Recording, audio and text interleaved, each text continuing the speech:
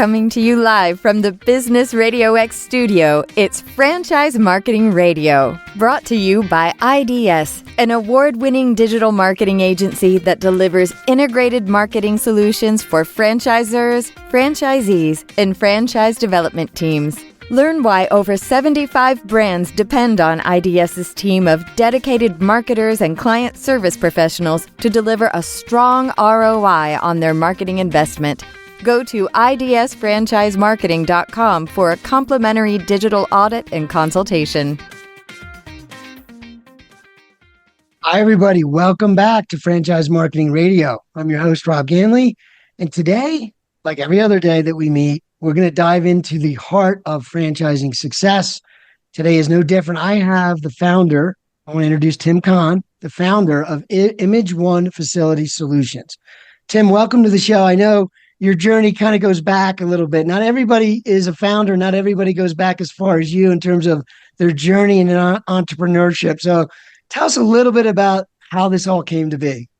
Hey, thanks for having me, Rob. I appreciate the opportunity to be here today. And yeah, my journey did start a long time ago.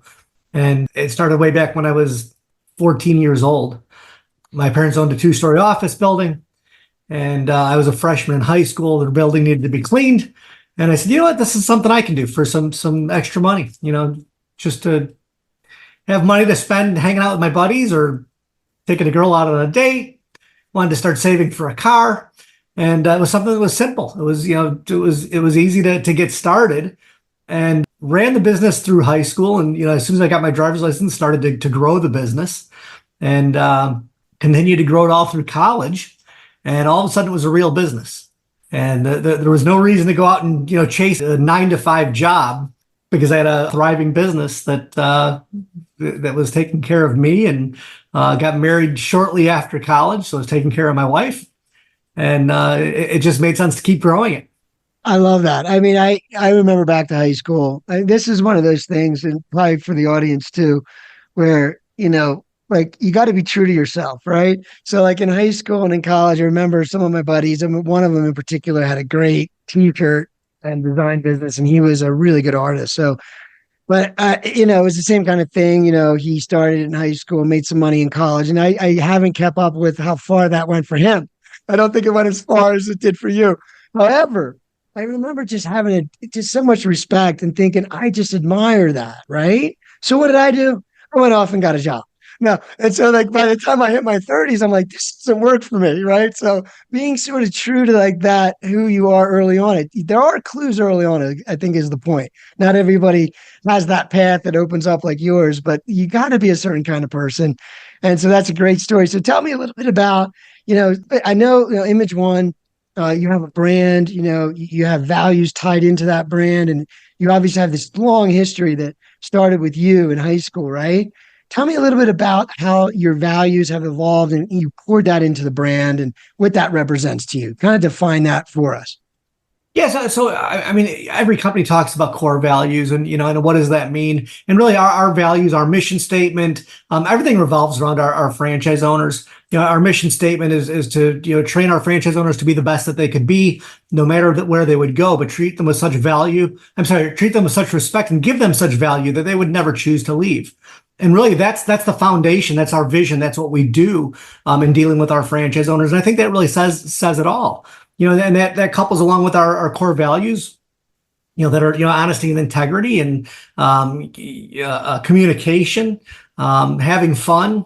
The typical things that you want to see in any business. And again, as on the corporate side, we revolve around that. We try to bring our franchise owners into that and try to instill those things into them so that they can build successful businesses to provide for their families and the families of all the people that work for them. Wow. There's no small impact on what you just said, having a network, right? And you're all together and there's families involved, and it just impacts a lot of lives, employees. So, but tell me a little bit about, let's frame the business a little. That's for the audience too. So describe the business a little bit. So a local operation, kind of get into the description of the kind of operation it is. And then also, if you could help the audience understand, and me understand too, a little deeper, what's unique? I know you're in a business, you have competitors. and you probably have your angle and your unique way of approaching things. So help us understand that, and start just with the how the business works and what kind of business it is, and then why is it unique? No, it's a janitorial service. And, a lot of people, when they're looking at franchising, they go out there looking for the next greatest thing, the new thing that came out. They're looking for the greatest fad, the new trend. And the problem with those is the pendulum swings back and forth. And, at one point, people don't care about health, and they're buying all this crazy fast food that is fattening, and they don't care about it. And then the pendulum swings back the other way, and those types of restaurants kind of close up and go away. But then there's people that are on a health kick, so all kinds of healthy restaurants open up. And then the pendulum swings kind of back the other way. And it does that. And if you look at different brands that have come and gone over the years, there's been a lot of them. That happens. Whether it's, donuts, or it's coffee, or it's, like I said, health stuff, smoothies. There's all these different things that come and go. And the things that are really tried and true are, to me, those are the franchises that you want to look for. If you get into a B2B service franchise, it's going to be there for a long time. We do janitorial. So obviously I'm partial to janitorial. I'm partial specifically to Image One. But anyone that's looking at a franchise, I think it's really important for them to really do their due diligence and figure out what's the right franchise for them, what's calling their name, what's the thing that they're interested in that's going to bring them to where they want to go. And the guy that buys a sub sandwich shop, I don't think it's because he has a passion to make sub sandwiches. Maybe, probably not. And so I feel like this is a great segue, because you were talking earlier with me about a book, right, that you just put together, and I feel like this is exactly the point, right? It's more about looking at the business model. Well, one aspect is you running the business day to day. What does that feel like and look like day to day? But also, when we think about businesses and the success of them and the longevity of them and the quality of them, it's more about other details that sometimes are overlooked, right? When you're thinking about the fad, you're like the sexy objects and the latest thing, right? And you're missing the beauty of the business model. That's where I get geeky. Like I start to think about like the revenue stream and sticky revenue stream and a high ticket and high margin and you can still have a life and build teams and scale. And so these are ideas that to me are beautiful, right? That's more important than a fad. But tell me a little bit share with the audience about the book. And I think it relates to some of this thinking where it's like focus on the fundamentals, focus on what works. But tell us more about that. So I wrote the book a couple of years ago because we would go to franchise shows. We'd talk to people about franchise opportunities. And we would see these people that walk in, and they're walking into a franchise show for the first time. And they walk in and you can see they're like a deer in the headlights. They're just, they're shocked because literally there's 200-300 brands that are in that room. And that's only about 10% of all the franchises that are available. There's about, I think at last count, there's about 3,600 active franchises that are selling franchises in the United States. So if you're trying to narrow it down to the one that's right for you, it takes a lot of work. And I knew looking at these people when they're walking through the trade show that they're struggling. And they'd walk up and down every aisle. And by the end of the show, every trade show you go to, I don't care if you're going to buy a car or a boat or an RV or if it's a home improvement show, whatever it is, the minute you walk in the door, they hand you a bag. And by the time you walk out, what do you have? A bag, a bigger bag. A bag full of like 300 brochures. Yeah. And if you're like me, if you're like most people, what happens is you get home and you've got this big bag full of stuff and you're so overwhelmed. What do you do with it? Nothing. Because you don't know what to do. You don't know where to begin. And I saw this time after time at the franchise shows, and I thought, you know what? People need help navigating through this process to kind of make it easier for them. So I wrote the book a couple of years ago. It ended up being an Amazon bestseller. So it's called No New Ideas. And so if you go on Amazon, you search for No New Ideas, and you put in my name, Tim Conn, you'll find it. It'll pop right up. But it's No New Ideas. And the whole concept of it is setting yourself up to buy a franchise, how to navigate through that process, what to do to figure out what's the right franchise for you. how to do your due diligence. It explains what the franchise disclosure document is, the FDD.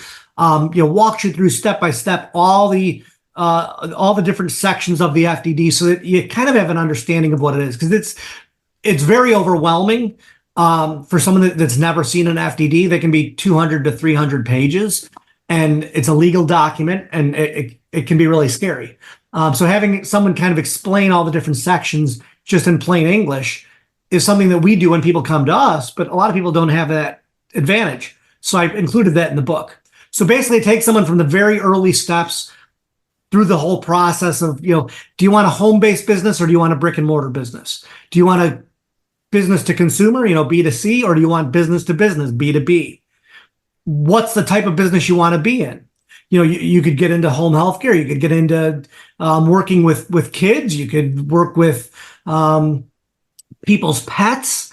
You could be in the service industry and B2B like we are in janitorial. You could service pools. You could spray for mosquitoes. You could do landscape. There's so many different options. And again, people just get so overwhelmed that they do nothing. So the book kind of guides them and helps them along that path so that they know what they're going to go through, and it helps them figure out what it is that they want. Yeah, and that's, it's funny when you were talking about the trade show. I'm just thinking like of the traditional job market, right? If you're the majority of people have jobs, and a lot of them come from the corporate world and different things, and want to start a business, right? And we know that's a big pool of folks every year looking. But when you said that, I was thinking you go from maybe you get 3 job offers if you're good, if you're a rock star, to you have 300 choices. So and you do have to have the skills, and there are requirements for franchises. So it's not just pick one or anything, but it's certainly a different approach. Like you have to have a methodology to figure it out, because it's just too much. You couldn't possibly even vet. Probably 20 would be way too many. 10 would be too many, So and you may find the franchise that you think is perfect for you, and they may think you're not the perfect franchisee for them. It goes both ways. It's like dating. You might know that you have the ideal woman that you want to marry, and when you find her, she's like, "Yeah, you're not my type." That's too bad. And franchising can be the same way. You may say, "Hey, this is really where I think I need to be," and the franchisor looks at you and says, I love the fact that you have the passion for this, but we don't think you're a good fit. And they may say no to you. It does happen, because they don't want to set someone up in their system and set someone up in their business that's not going to have the same success that they like to see among their franchise owners. Yeah, no doubt. No, it's on one hand, you can pursue any of them, but on the other, it is like an interview and a process of getting to know each other. And you know what? That's what makes it successful. That's why I said to you earlier before we got on air here that, what I love about franchising is it's because it's that way. It starts there. It starts with the franchisor really helping you figure out what's best for you, because by doing that, they help you figure out if a spot is with them, or maybe it's a spot with someone else. And so the process is really beneficial no matter what, which is why I love it. So let's just jump into a little bit about the franchisee side first, and then we'll get into you as the, looking at your growth plans. But so a franchisee, when they get started in your business, let's look at that first 1 to 2 years. I know that's an important, and there's some marketing that has to be done, maybe a launch process and training. And I know for a lot of people, they're probably wondering right now, thinking, what can I possibly do? Like, what does this look like? Is this even something that could be on my radar? Does that look for you? And I know for you, as we just said, I mean, success is important, getting people started quickly, right? But that first year or two is critical for all brands. So tell us, break that down for us. How does that, starting with how you recruit all the way through that onboarding process, how does that look for somebody? Sure. So once we find someone, we walk them through our process. We've got like an 8 or 10 step process that they go through. It's getting to know them, making sure it's a good fit. They need to know us and be comfortable with us. We need to know them, get comfortable with them. Then we do an application that they fill out to get the background information. Make sure they're financially viable to do this. It's like if you buy a home, you can say you want to buy $1 million home, but if you don't have the capital to buy $1 million home, the bank's not going to. They're not going to give you that loan.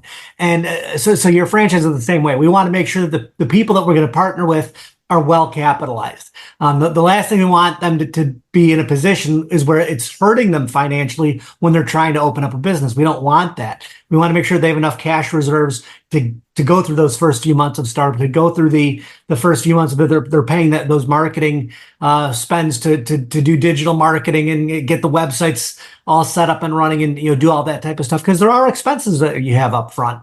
Right. So for us, our franchise fee is $29,750, which isn't a huge number by any means. Yeah. It's one of the low cost, easy to get into franchise models. But then, of course, on top of that, you've got other expenses that go along with that, because you have to get insurance for your business. You need to buy the equipment. You need to pay for your time to go up to Chicago for training. So you basically your airfare and your room and board. The training is included as part of your franchise. But all those things, and then the first 6 months of marketing, and if you're gonna hire employees at the outset, you need to make sure that you're well funded to do that, or if you're gonna do everything yourself in the beginning. So you need about $50,000 to get started. That's the minimum that we'll say that you need to have in liquid capital. If you bought more than one territory, that could double. It depends on what you're looking at, but all that. With every franchise, that's all included in the franchise disclosure document. All the numbers have to be in there. So if you're looking at a franchise where it's Image One or somebody else's, all those numbers should be provided for you. If they're not in there, that's like a major red flag. Those have to be provided for you. If they're not, run, because something's not right. I'll attest to that as more of a consultant in the industry. But I know you guys, you're regulated. It's there's attorneys. There's if you're not doing what you're supposed to be doing, that is a huge red flag. Right. Yeah. If we're not following the guidelines, we will be shut down. That's right. It's in the industry as a whole. That's the way it's set up, and it's all for consumer protection. So I get it. It makes a lot of sense that the FTC regulates and that the registration states that require registration do their part to make sure that the franchisors are doing what they say they're supposed to do for the franchisees. It's a good balance for that purpose, because it protects the consumer. So it creates a safety net for them when they're buying a franchise. So I told you earlier, obviously we work in the industry, and I'm obviously a big believer, right? I mean, I don't, you said something earlier about having the right liquid capital, and being prepared. So what I think one of the biggest reasons people fail is that they just put themselves in situations they're not built for. Like, mentally, if you don't have the capital to withstand those first couple of years in any venture, you start to play tricks with your head, right? And it's like, it rarely is about skills or abilities, or, it's about following a process and staying on point. And sometimes your mind plays tricks with you when the numbers or the financials aren't there. And that's why it's so important. That's why what you said meant more than just laying it out. And it's more like we're protecting you. We're putting you in a situation where you have more than enough runway, because we want you to be successful because we're successful.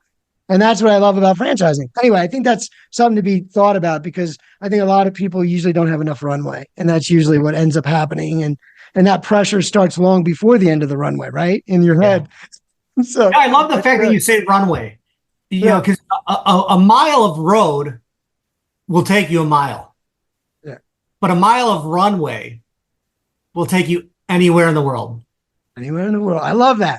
In your book by chance. I might be quoted sometime. I love it.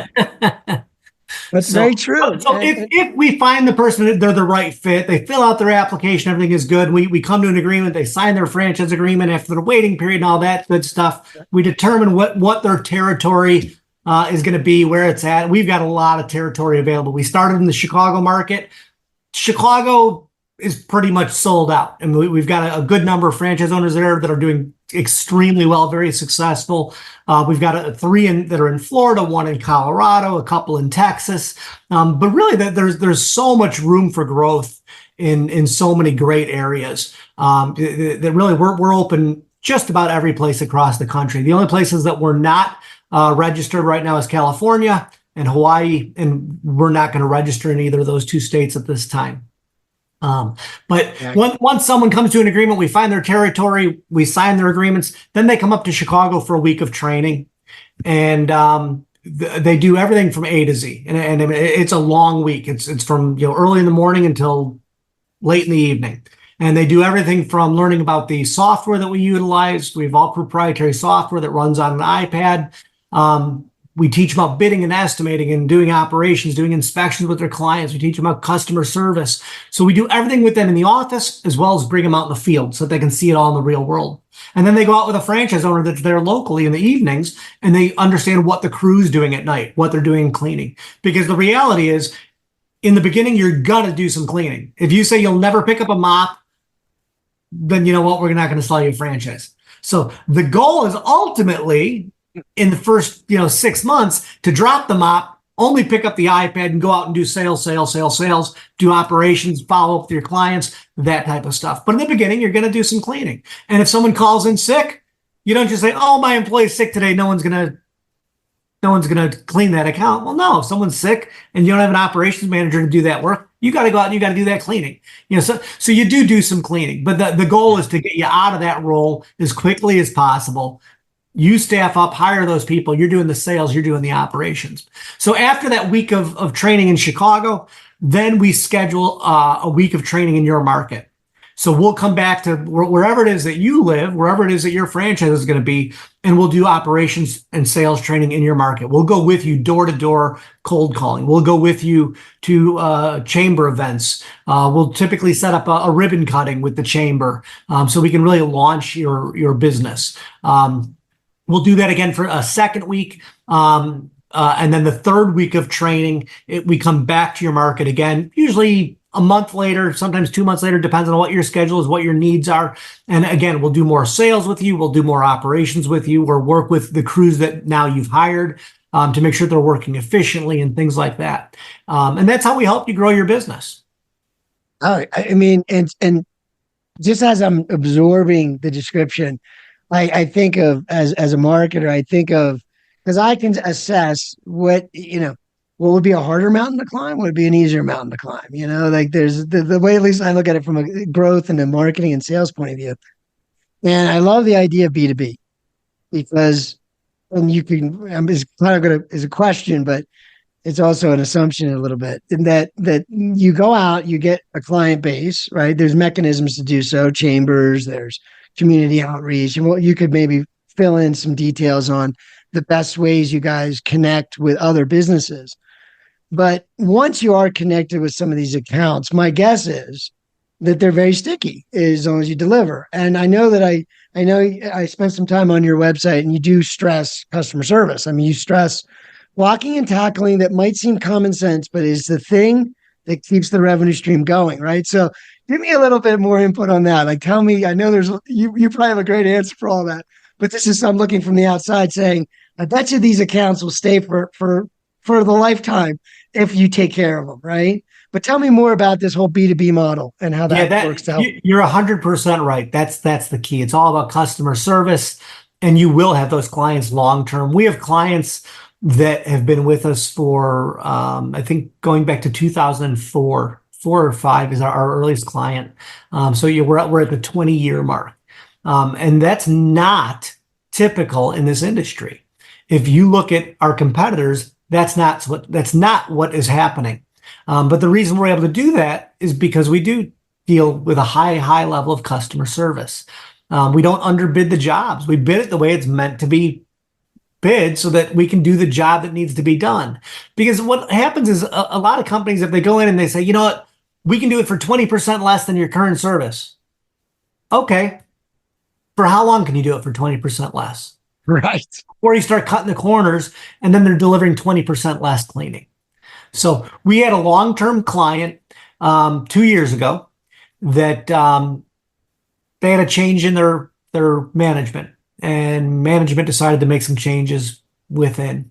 And they called us up and they said, hey, we've got a competitive quote here for about 50% of what you're charging us. And I thought to myself, well, that's not a competitive quote. They can't possibly do what they say they're going to do for that price. It's impossible. Right. And within about 6 months, we were back in there. And they said, you know what? The new management said that they had to try this, and they're not going to try to shake things up anymore, at least when it comes to cleaning, because they saw level of service that just went down, down, down, down, down, down. And when we went back in, then they had to pay us to bring it back up to a level 10, from like a level 4. So they ended up paying us more, but we got the account back. And so that's what it's all about. It's about customer service. It's about doing what you say you're going to do. And and yes, you'll have those clients for a really, really long time. Our recommendation to our franchise owners is always build that relationship, 3 deep. So that if there is a management change, a lot of other people there. If you go 3 deep and 3 wide, like 9 people that are your people that are really going to work on your behalf. They're going to speak up for you if there's a new manager in place, so that it's going to be really difficult for them to make a change. And that's really one of the key elements of the business. We developed the software to do inspections in the industry. We developed the software to do the proposals so that it's uniform throughout the system. And again, that's really a key differentiator from all of our competition out there. Most times people go out and they're going out there literally with a legal pad and writing down notes. Not that there's anything wrong with that, but there's a better way. We developed an iPad app back in 2011, and we've been using that now for 13 years. Back in the day, people were like, "Oh my gosh, you've got an iPad. That's amazing." Now it's like, I can't believe you guys are the only company that came in to give us a quote that's doing it on your iPad. I don't get it. I just don't understand why the technology is not kept up in our industry. I'm glad it hasn't, because it's a huge benefit for us and for our franchise owners. But it's just amazing how archaic some of our competitors are, and they don't change anything. So it makes it easy to go out and put up a proposal against them. When we show the technology that we're providing, we show the communication that's all digital and it's online. And these other companies come in and they show them a 3-ring binder and show them a logbook and say, "Look, you can write a note to our cleaner." I ask for a pen. Borrow your pen. No, I love it. I love it. I'm a B2B guy. I mean, I was raised on B2B. I hear sticky revenue. I hear simple tactics, simple strategies that are work, that are like having multiple relationships. And these are buildings too. Like, you do a lot of commercial. It's all these different types of commercial. So What does that mean? Well, it means these are businesses with money. They got buildings. So like, that's the right prospect. I mean, there's other markets where it's harder to get that traction. It's harder to get that customer that does have budgets. And so now you have a market with customers with budgets. And then you go back to when you were talking, I was thinking about, and I mentioned this a lot, where I compare like Apple, right? Apple products, and you look at their products and they're always more than everything else, right? And even me, as a guy who likes a lot of Apple products, there's certain ones I'm just like, I'm not paying that. I don't want that product that much. But I say to myself, one of the reasons they're so good at what they do is they make sure they charge enough. And I think that's exactly what you're saying, is like, you got to know what it takes to do the right job. And to know that and make money doing that isn't as easy without the system and formula.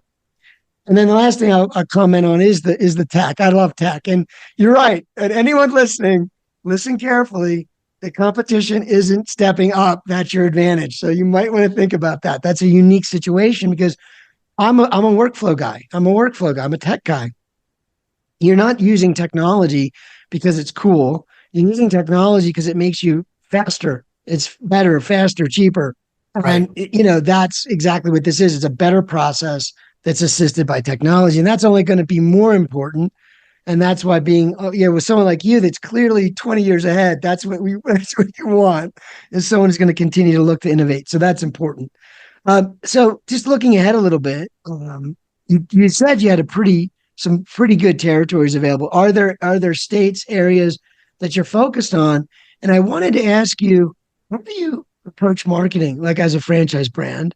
What do you find to be effective if you're saying we are targeting these certain states or areas, they're priorities for us? What is sort of your approach? How do you handle marketing? What seems to work for you to accomplish that? Yeah, so from a franchise recruitment standpoint, there's no bad area. Every business needs cleaning, and every community has a business. So every car dealership, every bank, every doctor's office, every dentist office, every health club, every condominium association, because they have hallways and laundry rooms and clubs and things. All of those places need to be cleaned. That's the beauty of our industry. That's the beauty of janitorial. It may not be glamorous, although if you look at a toilet, it's got some sleek lines of porcelain. So if you actually look, you can find it's almost as beautiful as a Corvette if you find the right toilet. But if you're looking for a glamorous business, no, this isn't it. But if you're looking for a business that's tried and true, that's going to be here yesterday, today, and tomorrow, this is a great industry. So we've always been a recession-resistant industry because cleaning needs to be done, period. That's it. It has to be done. If it's not done, there's problems. And, then when the pandemic hit, we realized that not only were we recession-resistant, but we were an essential business because cleaning had to be done. So the businesses that were allowed to stay open, some of them tripled their cleaning budget because if they closed because of the pandemic, that would impact their business so greatly. They said, you know what? We were paying $10,000 a month for cleaning before. We're going to pay $30,000 a month because it's that important. And the one client that did that tripled from 10 to 30, was a steel manufacturing company. And they were a 24/7 operation, and they used to only have cleaning on one shift. They went to cleaning on all 3 shifts. They literally tripled their cleaning budget because they knew if they shut down, they would lose hundreds of millions of dollars. So for them to spend that extra money in cleaning was nothing. It meant absolutely nothing for them to do that. But that, again, that's the beauty of this business. It's something that's always needed. As there's economic turmoil right now. People argue, are we or aren't we in a recession? Are we going into a recession? Are we not going into a recession? I don't know. All I know is one thing for sure. Tomorrow, we're one day closer to a recession than we are today. Yeah. Because there's always one that's coming. Right. It might be a month. It might be in 6 months. It might be in 6 years. But it's coming. When is it coming? None of us know. But the reality is it'll be here. And we are a business that, although clients may say, you know what, we're having tough economic times, we're going to scale from 5 days down to 3 days. But they're not going to cut it out completely. But you look into like B2C, consumer businesses, people, when they're feeling it, stop going to restaurants. If they had someone that was cleaning their home, it's a luxury. They don't need to pay a service to clean their home. They can do it themselves. But when it comes to a business, businesses still need to be cleaned. If they're going to keep their doors open, they need to have a clean business. So it really has been a great business throughout. I started in 1985. I think there's been 4 recessions between 85 and now. And we haven't been affected by a single one. We've continued to grow year after year after year. And most businesses can't say that. And so that's great that our industry is that resilient. Yeah. No, I thought of the pandemic before you brought it up. I'm like, I'm going to make sure, because it was amazing to see that. But that your business model, was one of the ones that probably benefited from that situation. And hopefully we don't have another scenario like that. But it certainly was important for businesses. And, it always is, right? Even if times are tight. And this is where your professionalism, your customer service, your technology locks that in. It's like, we're not looking there. That gets done. We're good. Let's cut over there, right? I mean, it's even in toughest of times would be one of the last things probably that they'd consider.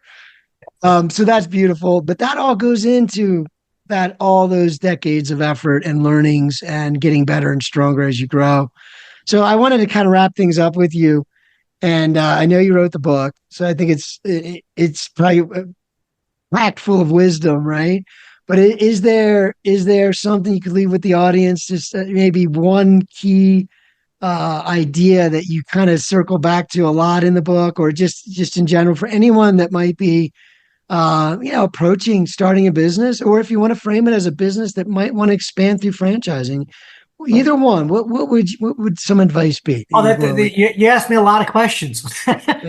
so try to keep it simple. If someone's looking to expand whatever business they have into a franchise model, it's a great model. But you have to understand that when you own a pizza place and then you become a franchisor, you're no longer in the pizza business. Now you're in this franchise business because you have to support people in doing that business that you're doing. So if you're someone that's looking to make that jump, great, but be cautious. Make sure you're really well funded to do that because it is very, very, very, very expensive to transition into that model. You need to be very well capitalized to make that happen successfully. So that on that, and that would be my big advice. If you're someone that's looking for a franchise, whether it's Image One or whether it's a swim school or after school study, whatever it is you're looking to do, if you've really had this feeling about doing it and you've had this feeling for a long time, just pull the trigger and do it. There's a Chinese proverb: the best time to plant an oak tree was 20 years ago. The second best time is today. Yes. So if you want shade in your backyard and you plant a tree, you're going to have shade in 20 years. Yeah. And getting into business for yourself is the same. If you didn't do it 20 years ago and you wish you would have, do it today because you still have the rest of your life in front of you. But what you don't want to do is 2, 3, 5 years down the road is say, I should have done it in 2024 and I missed the opportunity. If you're thinking about it, you're serious about it, figure it out and get it done because that will give you the chance to grow a franchise business long term. Yeah, it really is just about at some point taking the action because that's where the learnings are. That's where you really start to open up the doors and see things differently and move forward. And could you leave the name of the book again? And then also, if someone wants to reach out and talk to you and your team about potentially looking in or just learning about franchising and Image One's angle, how would they reach out to you? So your website and your book again. The book again is No New Ideas, and it's available on Amazon. Image One's franchise website is imageonefranchise.com, and one is spelled out.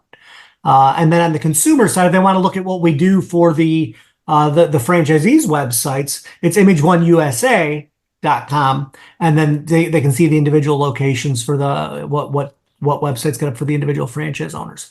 But it's imageonefranchise.com. There's a form fill there that you can fill out and get the information to us so that we can reach out to you and get you more information about Image One. Awesome. Well, I highly recommend it. I love these conversations. I could tell you it's a brilliant model. It might sound straightforward and simple, but brilliant. I could tell it that. And you'd be reach out to Tim and his team. I can tell you they will help you and they will send you down the right path. Your commitment to franchising, Tim, thank you. I appreciate it. Appreciate your commitment to innovation and growing business. So thanks for being on the show and sharing today. Thanks for your time. I appreciate the invite.